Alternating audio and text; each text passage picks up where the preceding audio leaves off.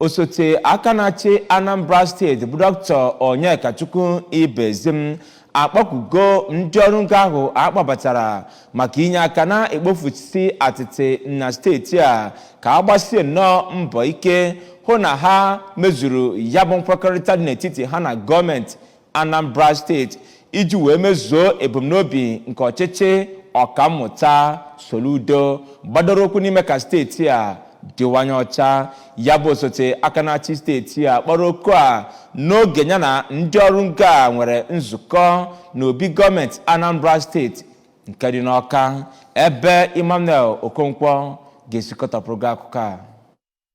Dọkịnta Ibezim onye kwupụtara na ọchịchị ọkammụta Chukwuma Soludo bụ nnọọ nke na-agbasi mbọ ike ịhụ na Anambra Steeti bụ ọkacha ibe n'ihe gbasara ịdị ọcha na inwe ahụike na Naịjirịa, gwara ndị ahụ na-ahụ maka ikpopụsị ahịhịa na steeti a ka ha bụ ndị ga-akwado ya bụ amụma idebe Anambra Steeti ọcha. Ya bụ osote aka na-achị steeti a bụ Dọkịnta Ibezim dọziri ndị Anambra Steeti aka na ntị banyere agwa dị aṅaa nke ha na-akpa n'ogige ebe obibi, nke ọ kọrọ na-ebute ihe ọghọm dị iche iche na gburugburu ebe obibi, ebe ọ chetara ha na ya bụ amụma idebe Anambra Steeti ọcha bụ nnọọ nke gọọmenti nakwazi ndị Anambra ga-ejikọ aka ọnụ wee mee ka ọ pụta ihe. N'okwu nke ya na mbụ, onye ji ọkwa kọmishọna na-ahụ maka ogige ebe obibi na steeti a bụ Injinia Felix Odimegwu dọrọ nnọọ ndị ahụ na-ekpopụ ahịhịa na steeti a aka na ntị ka ha wezụga onwe ha n'ihe niile nke ga-eme na ya bụ ebumnobi ime ka Anambra Steeti dị ọcha agaghị apụta ihe na steeti a n'oge na-adịghị anya, ebe ọ chetara ha na gọọmenti steeti a ga-achụ onye ọbụla nke na-adịghị arụ ọrụ ya otu o si wee kwesie.